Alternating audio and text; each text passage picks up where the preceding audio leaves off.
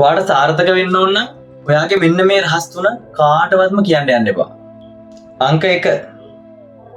ඔයාගේ සිහින. එහෙම නැත්නම් ඔයාගේ අනාගත බලාපොරොත්තු කාටවත්ම කියන්න යන්න එපා.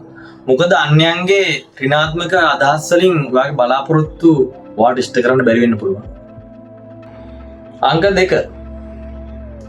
ඔයා අන්නයට කරන උදව්. ඔයා අන්නයට කරන උදව් අනිත් අය දැනගන්න ඕනේ නැහැ. ඔයාගේ දකුණු අත කරන දේ වම් අත දැනගන්න ඕනේ නැහැ. නිහඬව කරන පිනේ ශක්තිය බලවත්. අංක 3. ඔයා ලබන මාසික ආදායම. ඔයා ලබන මාසික ආදායම ඔබ පමණක් දැන සිටියාම හොඳටම ඇති. ඔබ දුප්පත්ද පොසත්ද කියලා ඔයා විතරක් දැනගෙන හිටියා නම් හොඳටම ඇති. අන්න අය දකින්න ඕන ඔයා ලබන ප්‍රතිලාභ විතරමයි.